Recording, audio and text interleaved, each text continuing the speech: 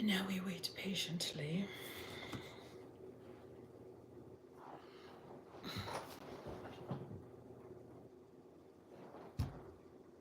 Hi, hey, how are you doing? Well, this is better. Look, there's no trolls in this one. What happened? That's kind of crazy. Hello again. How strange is that?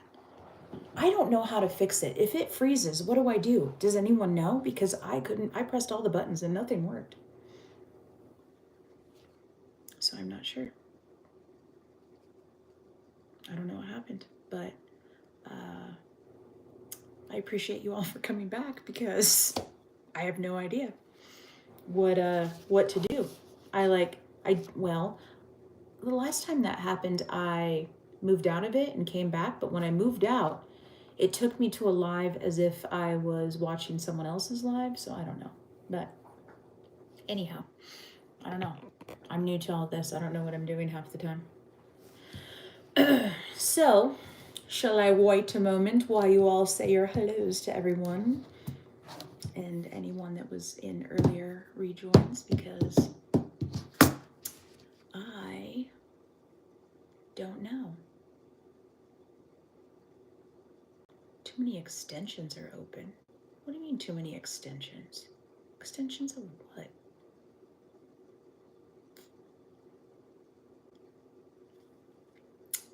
Because I know I'm right next to the internet, so I know it wasn't an internet thing. Hello, hi, how are you? Only 5 likes. Yeah, well, until they start hearing some of these stories, maybe they'll like them a little bit more.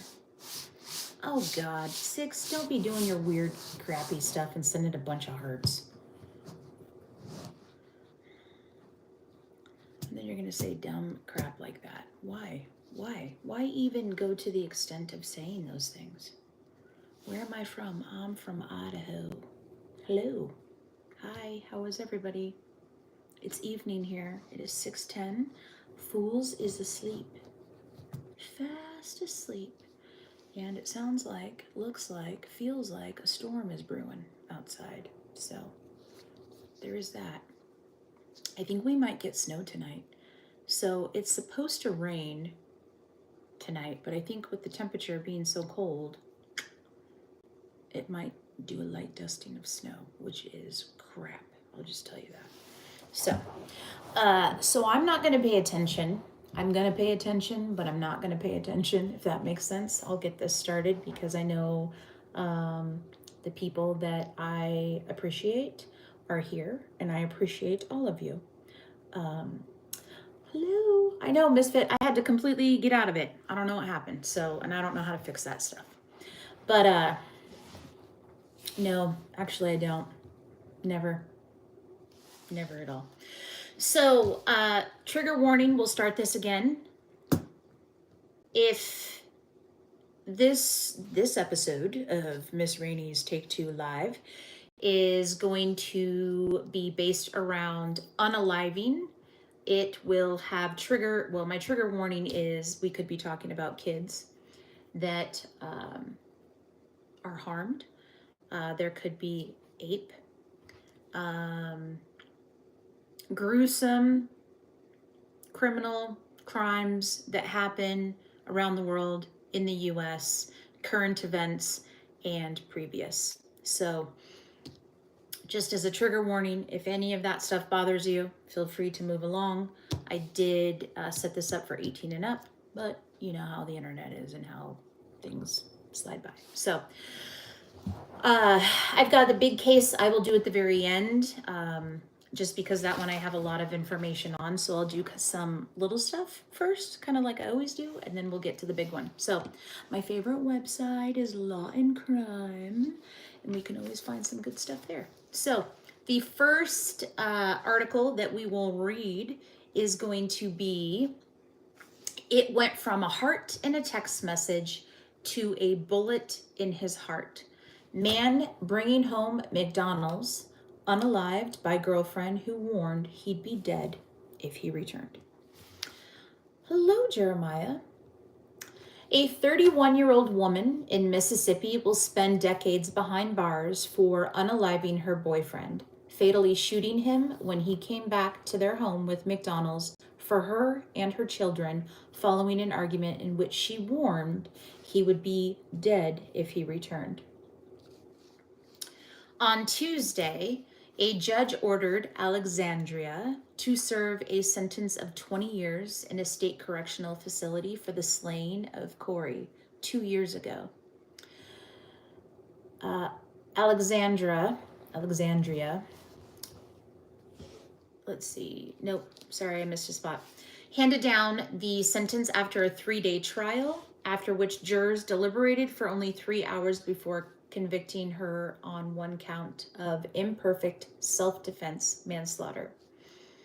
Imperfect self-defense refers to situations where the defendant's actions in killing the victim are not justifiable, but also don't show malice for a murder conviction. According to a news release, police department officers at about 12:15 a.m. on June 8th, 2022, responded to a home in regard to a reported shooting. Upon arriving at the scene, first responders said they located an adult male, later identified as Corey. Hold please, suffering from an apparent gunshot wound. He was pronounced dead at the scene, on the scene,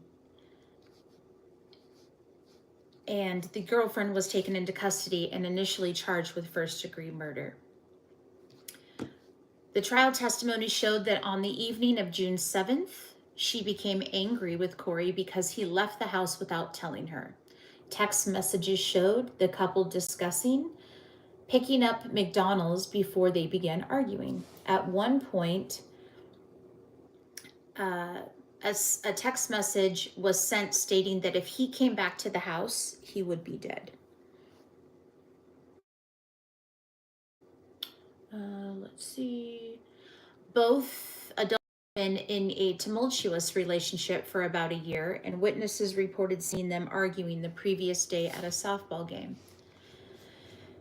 It was reported that when Corey arrived back at home,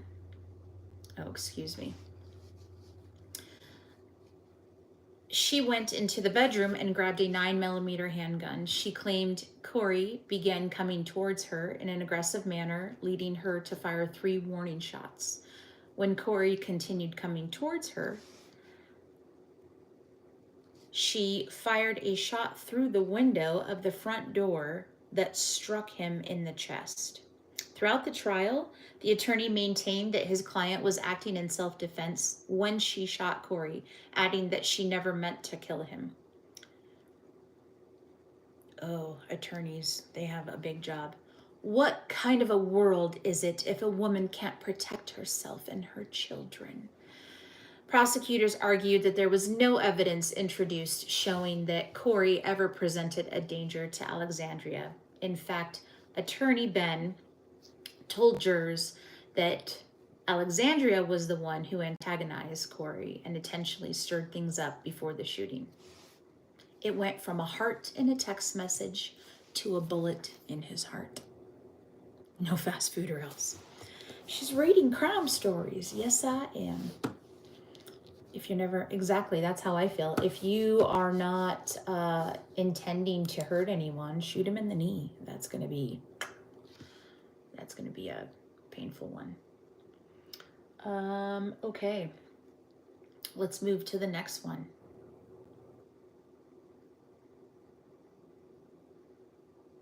Oof, that's awful. Let's see.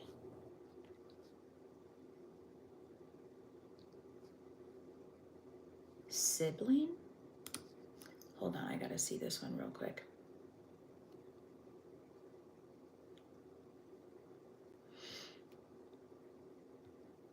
Just a moment. This might be an update to one I've already covered really quickly.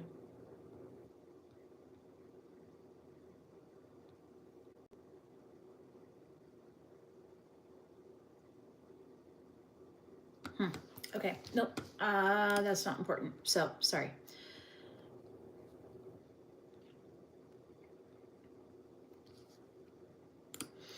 All right, so this one is going to be about children. So please be advised. This is going to probably not be a great story. I haven't read this. I am reading it to you for the first time. So we are going to go through this together. Monster mom officially abandons legally insane defense and admits to shocking murders of 2 sons at home. I'm just making sure I did not, did I cover this? I don't think so. Nope, I didn't. After a change of plea hearing expected last week ended up delayed, a 33-year-old Kentucky woman appeared in court Wednesday and pled guilty to murdering her 2 sons, ages 6 and 9, by shooting them in the head at home, bringing an official end to her claim that she was legally insane at the time. Tiffany Lucas had been heading towards a December murder trial in the deaths of her sons Maurice and Jaden, after she was indicted for shooting both of the children in a bedroom inside their home back in November 8th of 2023. Lucas appeared in a courtroom wearing jail orange and was shortly thereafter sworn in. She confirmed that her testimony would be the truth, the whole truth, and nothing but the truth. She gave her full name, her home address, which was the murder scene, her birthday, as she turned 33 on October 2nd, and she said she had a high school education. Next, the judge asked her a series of questions. Do you suffer now, or have you ever suffered from any mental illness or defect which would affect your ability to think and reason? The judge asked. No, sir. At this time, are you ill or in any way impaired in your judgment? The judge followed up. No, sir, she replied. Are you under the influence of alcohol or any other type of drug? The judge asked. No, sir. Again, Tiffany confirming that she understood what was happening, that by pleading guilty, she was waiving her right to a jury trial and her right to appeal. In September, Lucas's defense team indicated that her trial strategy would be contended and she was not legally sane at the time of the shooting.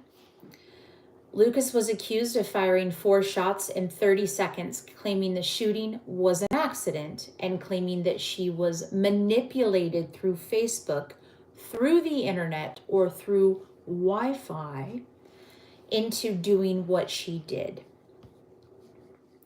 The county sheriff's office said that a neighboring husband and wife saw Tiffany laying down in her driveway on the morning of the slayings, and the man called 911 after discovering, red is here. After discovering, hold on, just a moment, I'm getting sidetracked. I just need to make sure he can get inside. Let me finish this. Claiming that discovering the shocking scene inside the suspect's home. Tiffany had allegedly told the neighbors her kids were dying. After Tiffany's arrest, a detective testified that she said, I'm in such a bad spot, and when she was questioned about the crime, said, I'm so stupid, and claimed would never do anything like this unless someone manipulated me. Her statements in court on Wednesday, however, blamed no one other than herself. Tiffany acknowledged that she entered an open plea, meaning she was pleading guilty to 2 murders without a plea deal or sentencing recommendation from prosecutors. They noted that when she is sentenced, she will face 20 to 50 years behind bars or life in prison on both murder counts, and that it will be within its discretion to decide whether the punishments will run consecutively or concurrently. So her sentencing will happen on November 22nd. Guys, give me 2 seconds. I'm so sorry. Hold on, so sorry. Are you here?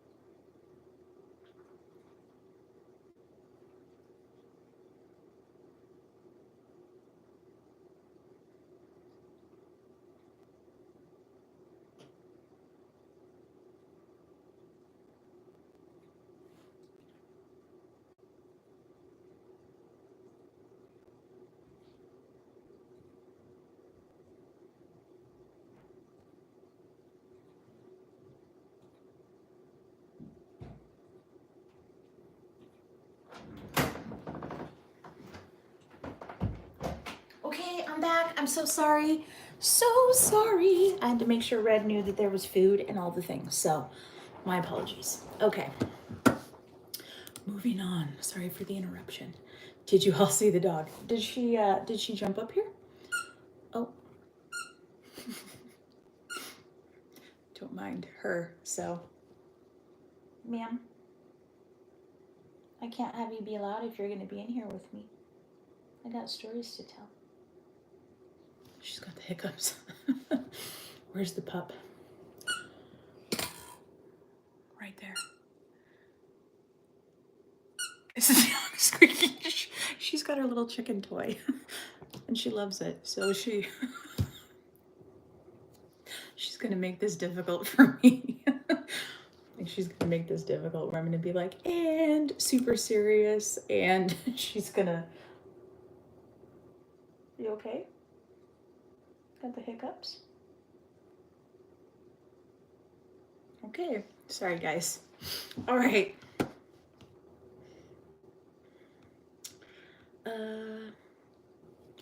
All right, here's another fantastic one. So again, my apologies. This, I'm gonna laugh because I can't focus with the squeaky. Teen girl murdered Sonic drive-in manager after she tried to use counterfeit money to pay for food. The U.S. Marshals North Texas Fugitive Task Force on Tuesday arrested a 17-year-old girl more than 3 months after she allegedly shot and killed a Sonic drive-in manager when she tried to pay for food with counterfeit money. Can I have that? She just like gave me a big sigh. I want to say her name is Adia. That's about right. Adia was arrested in Dallas. She's accused of shooting 33-year-old Daniel to death on July 7th at a Sonic location in San Antonio. Cops say Robertson, 28-year-old Joshua Albert, Joseph, and a woman went into the fast food joint in northwest San Antonio shortly after 9:30 p.m. When the group allegedly tried to use fake money, the manager confronted them. Eventually, the group used real cash to buy food, but then they took money from a cup. Adia followed them out as they were leaving to take a photo of their license plate. No, the manager followed them out as they were leaving to take a photo of the license plate. Joseph, who was driving, became upset and told the manager he was about to get shot. That's when Robertson allegedly took out a gun and shot the manager dead. The suspects fled the scene. Cops issued a arrest warrant on murder and forgery of a government document, charges for Joseph and Robertson on July 16th. Marshals arrested Joseph a month later. The Texas Department of Public Safety placed Robertson on its top 10 most wanted list. Police say the second woman in the group is just a witness at this point. Cops didn't say how they tracked Robertson to Dallas. The manager's mother wrote on her son's obituary page that he loved his job and enjoyed his employees. And that's about it for that one. But what's going on? Stop. What is the problem? Was this in San Antonio? Yes, it was. What's wrong? Carolyn, what's wrong? Tell me. I'm waiting patiently. What happened? Do you have a booger? What's going on? I was like, what?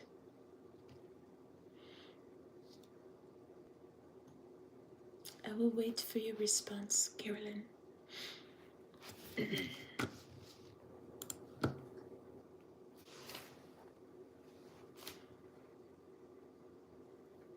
Why?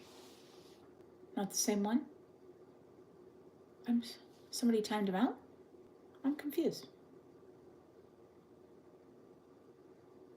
Who timed out Crow? Wayne fixed it. Yeah. So if you accidentally, just in case you don't know, if you time someone out, you can re-time them out for the shorter, like the very top one, and then it will go with that shorter one, just as a heads up. So, do I ever considering moving to Europe? No. Visiting, yes, but not going, not moving. Maybe. We'll see. We'll find out. Okay. Moving on. Moving on.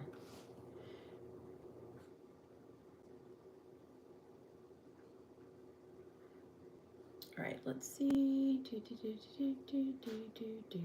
Oh, that's not a thing.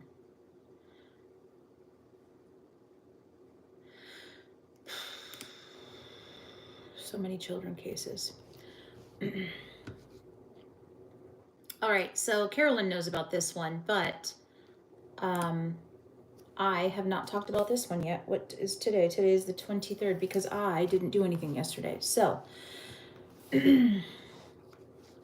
this title is Accused Suitcase Killer Admits Ignoring Boyfriend's Pleas to Let Him Out of Zipped Up Luggage, Watching Him Suffocate Before Going to Bed.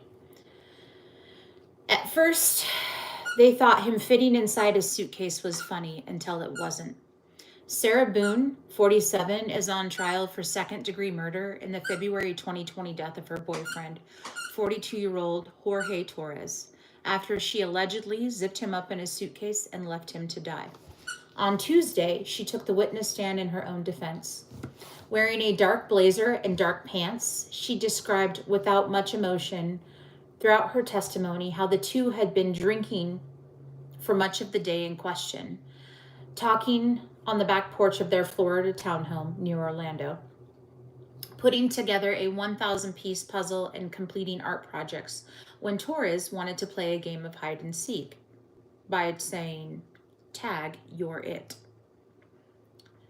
Boone ran upstairs to hide in the shower, but Torres never came looking. As she walked downstairs, she saw Torres enter a large suitcase, Boone testified. She zipped him up as a joke, she said.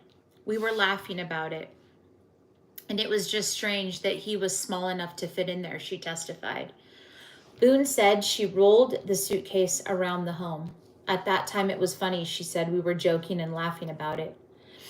But then Boone decided it was time to teach Torres a lesson. Torres had previously been abusive towards Boone, slashing her in the leg with a steak knife, slamming her head against a metal door, and hitting her in several different incidences. Boone wanted to take the time to talk. I have the ability to speak to him in a manner I ordinarily would not have the ability to do, she said. At this point, Torres began to struggle to breathe and started to beg her to let him out. She refused. Instead, she started mocking him and reminded him of the times he beat her up. Video of the incident showed. Not on video, she claims, are Torres's threats that he was going to effing end her when he got out of the suitcase. It got very heated very quickly. Torres was able to get a hand out of the suitcase, calling it a split-second reaction. She grabbed her son's baseball bat and hit his hand until he put it back inside. She said she left him in the suitcase because she was terrified he would get out and attack her. She testified she did not think he would die and thought he would be able to get out on his own. Once upstairs, she fell asleep. She woke around 11 a.m. and went downstairs around 1 p.m., looking around for Torres. She came across the suitcase, and then she remembered she left him there. I don't think I've ever experienced anything like that before, she testified. I guess I was just in shock. Boone pulled Torres out. He was purple and gurgling, she testified. I immediately unzipped this suitcase and was like, George. I'm pretty sure it's Jorge, and I was shaking him. She called her ex-husband, who told her to call 911. Torres was declared dead.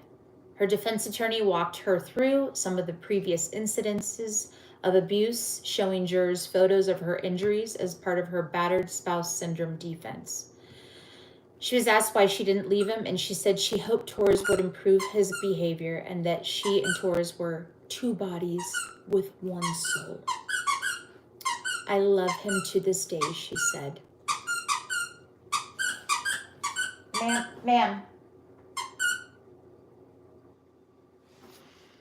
During cross-examination, prosecutors pressed her previous testimony from a neighbor's account and said they heard a loud thud the night of the murder, suggesting she may have pushed Torres down the stairs while he was in the suitcase.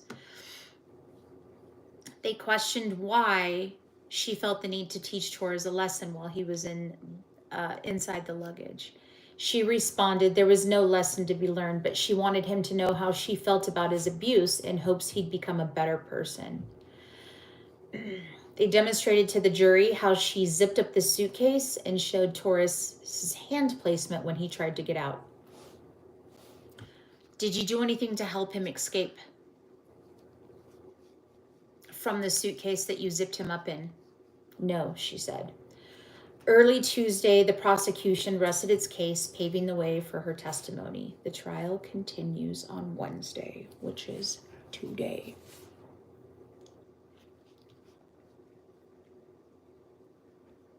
Who are we putting in a suitcase? I actually have a suitcase big enough to put a bunch of luggage inside of it. So I'm just saying. I actually have a suitcase big enough to do that. So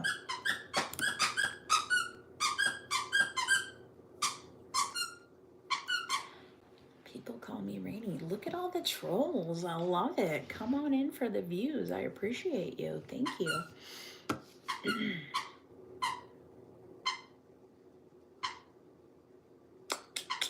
Okay, let's see if we have one more before I cover the bigger case.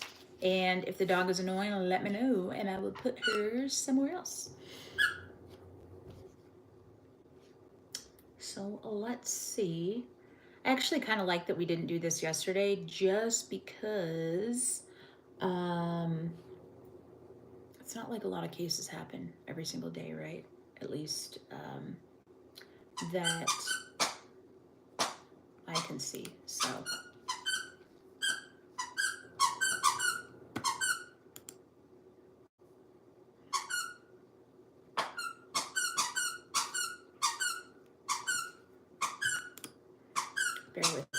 bear with me, friends, bear with me.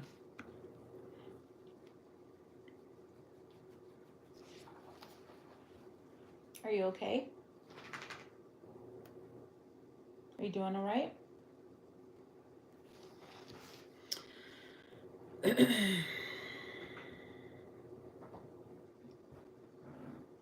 Okay, guys, I do not think that we have any more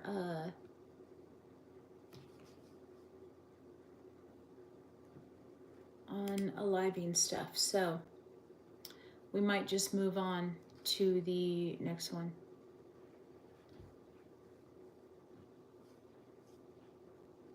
Oh wait, I have another child one. Do we, I'm confused. Me too, Kevin, me too. It's all right. We're here for this nonsense because I'm, yes, hey, Red, hi, how are you? I see you. What's going on? All right, so this is going to be another child, it looks like. So this one's going to be difficult, just as a heads up, my friends. So chili is bomb. Oh, I'm glad. I feel like it needed a little bit more spice and I couldn't figure out what it was. So I'm glad you enjoy it. And there's a crap ton. So if you want to take some for lunch, dinner, breakfast, 3 weeks in a row, feel free. All right, man repeatedly referred to fiance's 2-year-old daughter as it when police questioned him about her violent death. All right, a 33-year-old man in Pennsylvania has been accused of unaliving his fiance's 2-year-old daughter, allegedly beating the child to death and refusing to let her mother seek medical assistance. Emmanuel Thomas Dennis was taken into custody on Tuesday and charged with 1 count each of criminal homicide, aggravated assault, and endangering the welfare of a child in the brutal death of young Margaret Nunn, authorities announced. Fayette County coroner stated that his office was called to the hospital at about 12:05 p.m. on Monday in regards to the death of a 2-year-old girl later identified as Margaret. She was declared dead at the hospital. According to a news release from the Fayette County District Attorney's Office, following a preliminary investigation into the incident, it was determined that Margaret died as a result of serious physical abuse at the hands of the defendant. A probable cause affidavit obtained by Pittsburgh news station provided additional... Where are you? Sorry. Provided additional details about the allegations against Dennis. According to the report, troopers with the Pennsylvania State Police on Monday afternoon responded to an apartment complex in the 300 block of Village of Searites after being contacted by emergency medical personnel who were treating an unresponsive 2-year-old at one of the apartments. The complex is just 300 miles northwest of Philadelphia. Margaret was initially discovered laying face down with what appeared to be dried vomit around her mouth. She also appeared to be covered in bruises and scratches. During an interview with investigators, Dennis said he was engaged to Margaret's mother, reportedly admitted that he had been physically abusing Margaret, complaining to detectives that the toddler was in the throes of the terrible twos. He specifically stated that he kicked Margaret across the upstairs hallway,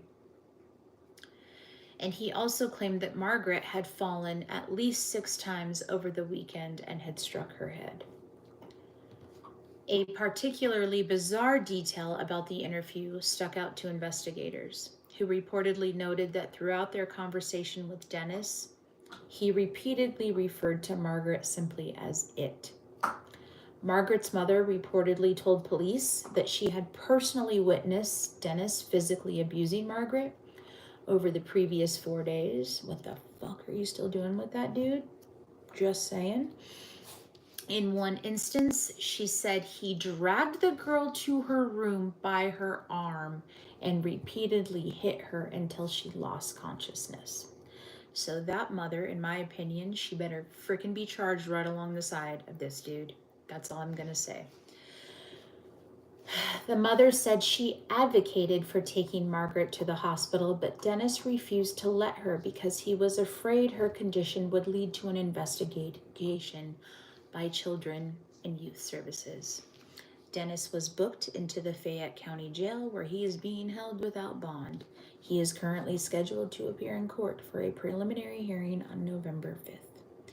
Margaret was 2. Margaret was 2.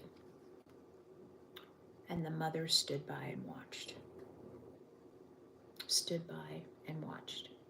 Just saying. Another wannabe detective. Actually, I'm just reading stories. I'm not detecting anything, but I do appreciate the comment.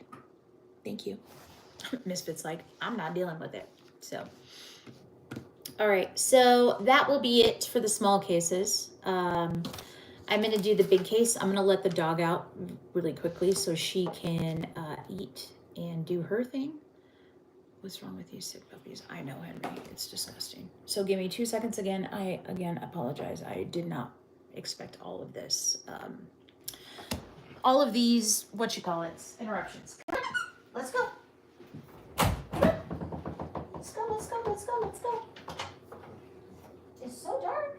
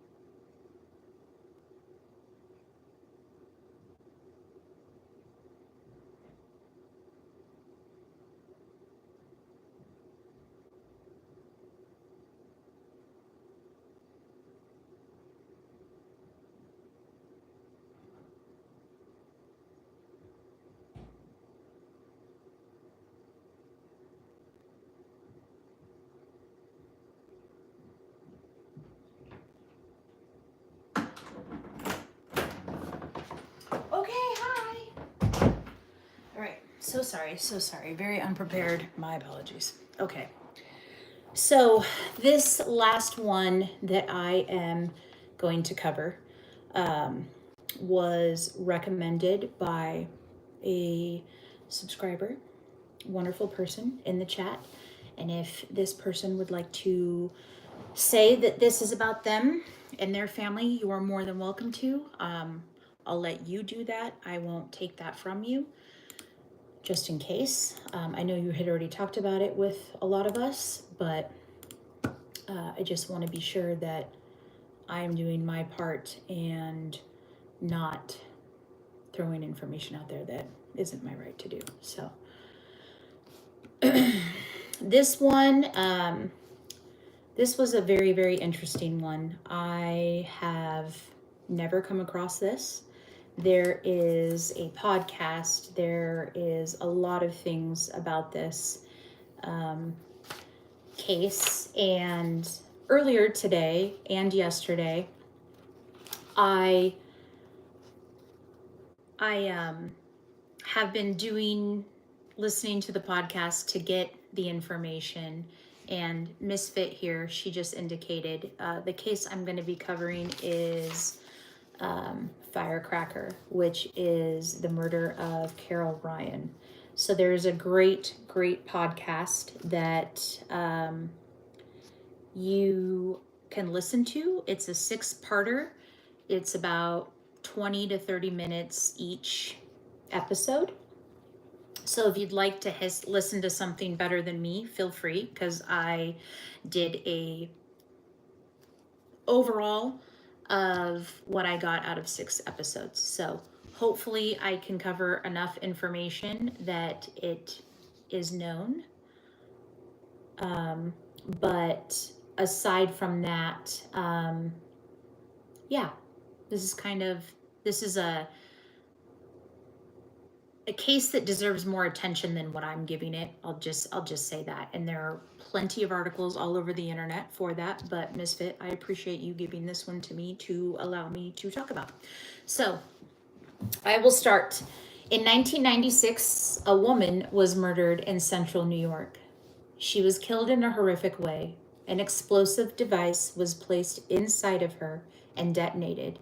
She was left on the side of the road. She was left on the side of the road to die. Unfortunately, this case has never received the national attention that it deserves, and her murderer has never been found. A fisherman wakes up early on September 1st, traveling down Route 91, just south of Syracuse. He spots something out of the corner of his eye and pulls over. There he finds a woman, naked and badly beaten, with a gruesome wound on her backside. He drives to a nearby security office to call 911, then heads back to stay with the woman until paramedics arrive. She was rushed to a nearby hospital to undergo emergency surgery, but her injuries were too extensive. Carol died 5 hours after she was found. Her autopsy report was 22 pages long, and the cause of her death was listed, obviously, as a suicide. Carol Ryan, who was 42 at the time, had been beaten, raped with an explosive device, and then it had detonated. She was beaten so badly, detectives couldn't even identify her race at the time. Her injuries below her waist were so bad that they were unsure. Oh, this is awful, and I apologize, Misfit. Her injuries below her waist were so bad that they were unsure if it was a shotgun or possibly a chainsaw that was used on her. Red fragments were found all over the crime scene, and those fragments were sent to the ATF for further investigation. There they determined that it was an M80 type of explosive that was used on her and was found inside of her. There have been no other crimes similar to this one before or after in or around this area. Nearly half of all female victims who are killed, their partner is the one to blame. One of the first people detectives spoke to was Bobby McGee. This was an ex-boyfriend of Carol's, and it just so happened the neighbors indicated that they were arguing the night before Carol's murder. Detectives ended up interviewing him a handful of times, but moved on after finding out that Bobby didn't drive. His main mode of transportation was by bicycle, and he either walked or hitchhiked. Bobby didn't have any access to a car, and where Carol was found, a car would have been needed to get her to that location. He also seemed genuinely upset when he saw photos of Carol and was driven to the location of where she was found. Carol was found just across the way from a reservoir. If her killer did not want her to be found, they had an opportunity to dump her there where evidence would be destroyed and quite possibly she wouldn't be found for weeks. But instead, her body was found out in an open driveway for everyone to see. Carol was raised in Boylston, New York. There wasn't much mentioned about Carol's teenage years or her early 20s. But Carol was 17 when she had her son, Sean Hamilton. Sean stated he never knew his biological father and he was never around. And because of this, he's never been a suspect in Carol's case. When Sean was about 3 or 4, Carol married Patrick Ryan. Sean stated he was not a good father or a husband. He was very abusive, where he would always punch Sean and throw him across the room. Patrick would also put his hands on Carol, who would always fight him back. As I mentioned before, Carol was 42 the night that she was bar hopping. Several witnesses saw her go into multiple locations throughout the night. And as you know, cell phones and cameras weren't as big as they are now, if at all, back then in '96. So all they had to go on was witness statements. Witness statements. Several witnesses saw her at a bar from about 1:30 a.m. to 2 a.m. closing time, and it's most likely she hitchhiked home that night. Carol didn't have her ID with her, nor did she have a car. One of the bartenders was interviewed and said that night Carol had walked out of the bar by herself and she didn't notice anyone bothering her that night while she was on her shift. A lady driving home the same night did notice Carol walking down the road, but due to a bad incident that she had herself with a hitchhiker, she didn't pick her up. It wasn't until the following morning when the fisherman found her that she was seen again. As I mentioned earlier, a 22-page autopsy report was written on Carol's injuries, not only because of the injuries to her pelvic area, but she was also badly beaten and tortured. She had a scrape on the right side of her head about 5 inches long, injuries around her mouth, on the inside of her mouth, and on her breasts. She also had scrapes on her legs like she had been dragged. Her bladder was destroyed, and the blast went into her lungs, which caused bleeding. A rape kit was performed, but as you can imagine, collecting evidence was a difficult task. Obviously, life-saving efforts was the right thing to do for Carol in this instance, and due to trying to save Carol, they would have to flush out her wounds, which also would destroy any DNA evidence that would potentially be there. So obviously they chose trying to save Carol over some other things at that time. A few suspects have been on the radar for many years. As I mentioned, the first 3 were her ex-boyfriend, Bobby, and her current boyfriend at the time, Walter, and then of course the ex-husband, Pat. So Walter, and I had talked, sorry, because I typed all this out. So I had talked about Bobby, who was distraught. So they've kind of put him not so much at the top of the list for suspects. Walter, who was the current boyfriend at the time, he is no longer alive. Carol's son spoke about him in an interview. He had mentioned, now this is unusual. Carol had mentioned to Sean, her son, that Walter had squirrels that were entering his home, and how he got rid of the squirrels was by blowing them up with dynamite. So he was a suspect due to the inhumane way of getting rid of animals. And if anyone knows about crime, usually if you are someone who kills animals for fun, there's so much else I think that we are missing and could obviously potentially turn worse, right? So the fact that he used dynamite to kill the squirrels, that put him on the radar. But as I mentioned, Walter is no longer with us. So now we have two suspects, the first ex-boyfriend, the current boyfriend who's no longer alive, and then we have Patrick. Patrick is also not with us. So we have two suspects who aren't here any longer. Patrick Ryan remarried another woman by the name of Teresa later on. Teresa had an interview with news and detectives and all of that, and when she had asked Pat about Carol's murder, he had told her she didn't need to know anything about it, which was a strange response when this is your ex-wife who was murdered so violently. Patrick and Teresa did have a daughter together, and the daughter also told detectives that her father was never abusive, but he was verbally abusive, and she never indicated that he put his hands on her like Sean had mentioned, but it was definitely, he's ex-military, he was a Marine. Not that that should matter, but she said he had definitely a way of being stern and whatnot. So I typed all that out.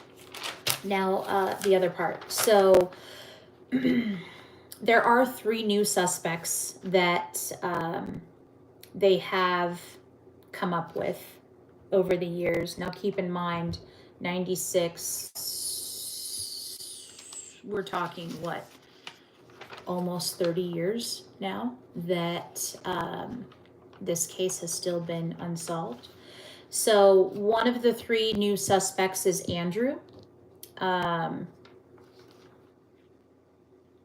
These ones are not anyone that maybe she had a relationship with, but they were on police radar just due to kind of circumstantial stuff. So Andrew also passed away in 2018 in a motorcycle crash. He was in and out of prison. His girlfriend or wife said that he was a complete loser. He was very abusive. During the time of Carol's murder, him and some friends got in trouble for lighting illegal fireworks, which an M80 type of explosive is illegal, right? And they did take samples from his car, and he refused to share where he was that night. If I remember correctly, I think that he may have been near the location, which is why he kind of popped up on police radar. Another one, which really isn't that great of a suspect, it's an unknown man. They did not disclose his name. In Jamesville, he had hitched a ride from Syracuse to Jamesville, which Jamesville is where Carol was found. And because he happened to be in the location, that is why they decided to include him in this. But that night he was at the bar with Carol, or at least at that same bar. And the barmaid gave him a ride home, but there wasn't really any evidence that pointed to him that maybe he was the one that had done anything. I think it's just, again, circumstantial. He had went from one place to another, just so happened that he was a male, which they they think undoubtedly that it was a male that carried out this act. And the third one is also an unknown name, because this particular person, from what I was reading and hearing, is on the top of the list for suspects. And he was at the same bar that Carol was at, and he made his girlfriend lie about an alibi. And the lying part was when he got home afterwards from the bar. Now, once Carol was found, the next morning, this unknown male subject, who they won't name his name, ended up telling a friend that he drank with this woman at the bar, which was unusual to detectives because there were a couple things. As I mentioned before, Carol wasn't identified to the public. They couldn't even identify her themselves. So not only could they not tell what her race was, but they definitely didn't have her name. So the fact that this man is telling his friends, oh, I drank with this woman, how would you know that unless you knew? So there is that. A lie detector was given to this guy, so he has been interviewed a handful of times. The lie detector showed that he was not being truthful, and that's when he decided to lawyer up. So all interviews, of course, going forward, were halted. He was in jail, this unknown man, and supposedly he confessed to his cellmate that he did the crime, and he ended up giving information to the cellmate that was never released to the public about Carol's murder and the brutal things that were done to her. So obviously some things were not released to the public due to trying to keep some things under wrap. And in the state of New York, a confession, which I'm sure in many states this is the case, is not enough to charge someone. Obviously, there has to be evidence. So just because I tell you I did something doesn't necessarily mean I'm guilty. And one other article that I read was that new DNA technology has been coming about, obviously, from 96 until now. And the only thing that the article had stated was that they do have a suspect. He is not in custody, and he is aware of his status. His name has not been released, but because of new DNA technology, as I just stated, I think they're getting closer to finding out who exactly this person is that did this to Carol. And based on the podcast that I listened to, the 6 suspects that they had, right? What? 2 of them, 3 of them, 3 of them are gone. The other 3 are still alive.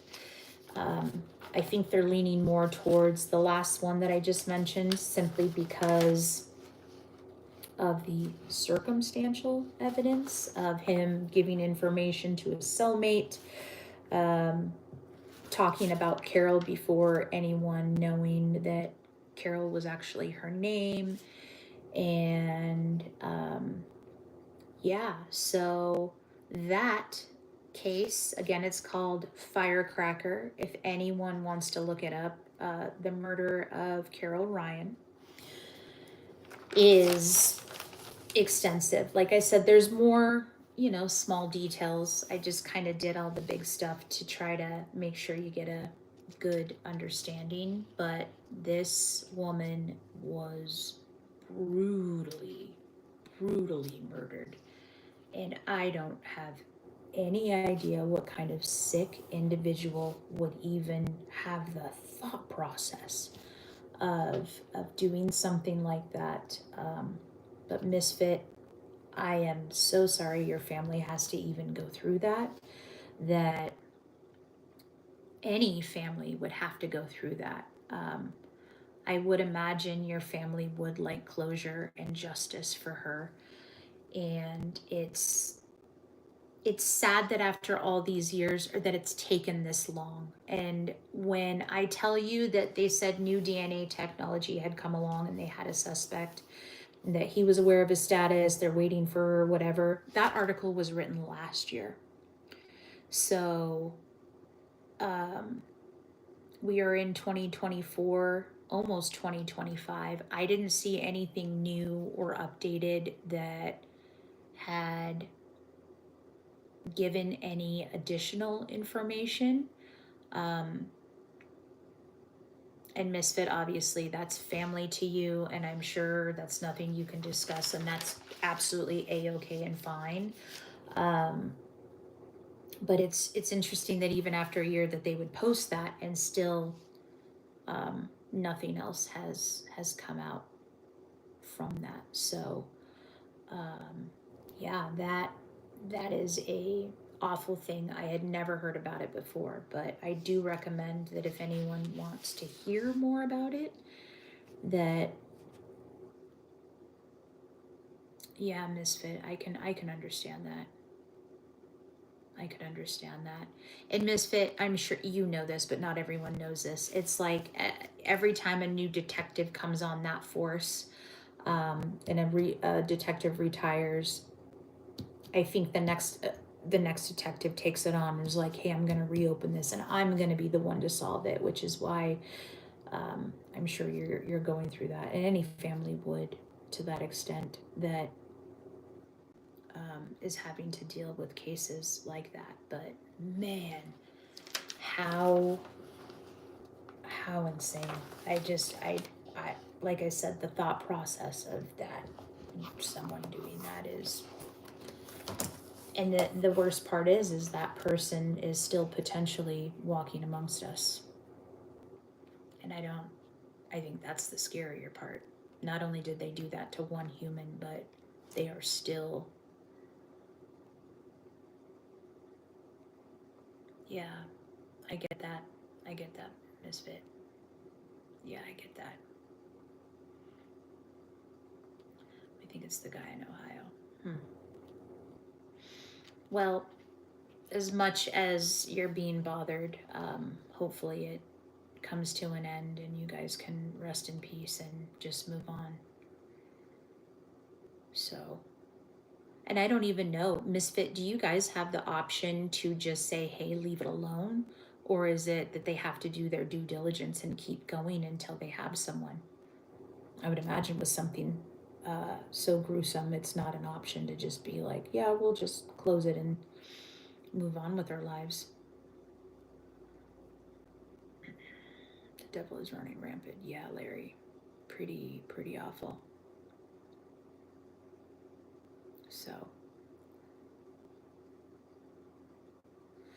yeah. Yeah, I get that. I get that. Yeah, because that person is still amongst us. I couldn't even imagine.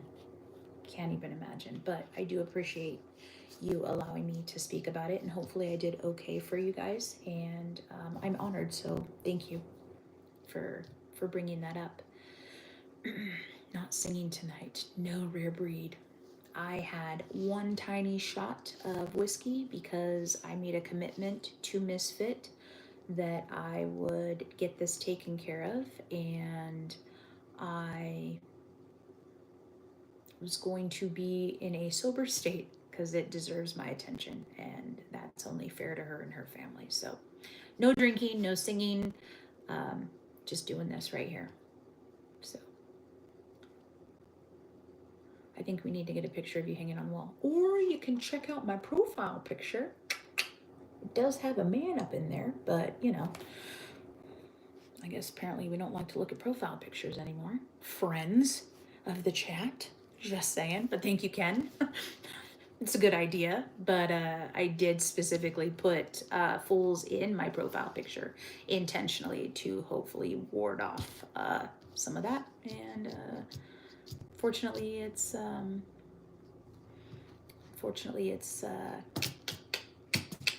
not a thing for some people. Miss Rainey, please explain. Thank you, Ken. I appreciate it. new mods on how to find the kids, please. Oh, okay. So anyone who's a new mod, if you click someone's name, just click their cute little name there, and you can look at their channel, and it should give you a little option for channel. And if you click their channel, it will take you to their page, and in their page you can see their profile picture, you can see the types of videos that they post, and if you have an indication or you think that they're a child, feel free to remove them.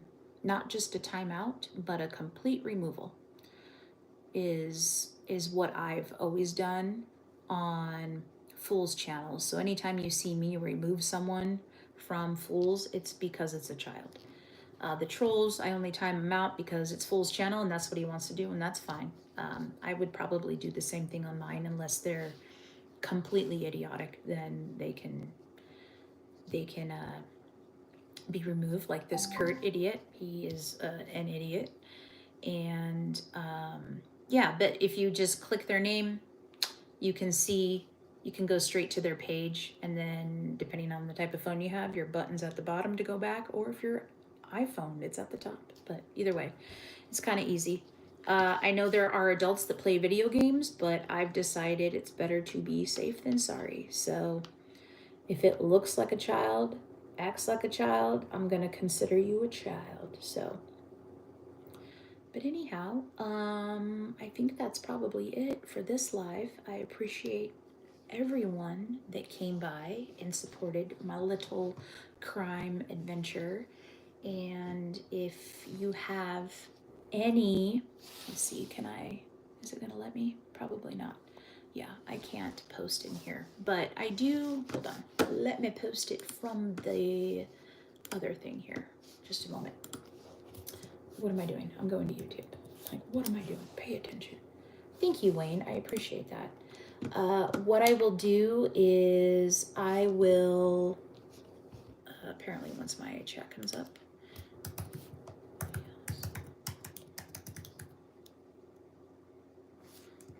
if you have a story that maybe you would like me to cover, I am all ears. This will be the email address if you'd like to submit something. You are more than welcome to.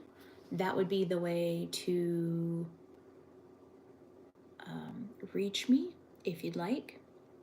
Caroline, I appreciate you. And I'm sorry with all the stuff happening in the background, but yeah, if there is anything you want me to cover or a story close to you, feel free to send me an email. As you see, a lot of times in the chat, I don't have time to look at the chats. I am reading from the screen, so therefore I don't necessarily see what's happening over here. So yeah, but I do appreciate all of you, the new people and the old meaning old friends, not old as in age, but yeah, I appreciate you. And I think I might do this every other day just so I can let the internet catch up, because I feel if I do this every day, I don't know, I haven't decided yet. Let me be honest. I'm all over the place. So once I figure out how to be consistent, because I've been struggling with that, I don't know, the past 6 months of my life. Rain, how are you? I would like to do it around this time though, the 6 to 7 o'clock time, just to kind of get it out of the way. It's later in the evening. I don't know if that works for people, but I'm trying to be consistent with the time. That way we all get in where we need to be. So I'm good, Rain. I'm actually about to cut this off, dear, because I've been here for over an hour and I'm only trying to do these for about an hour. So that way we don't get bored and I don't get bored and everyone can do their own thing. So any questions, concerns, appropriate ones, the inappropriate ones will get removed. So anyhow, I love you all. I appreciate you. Misfit, again, thank you for allowing me to cover this. So,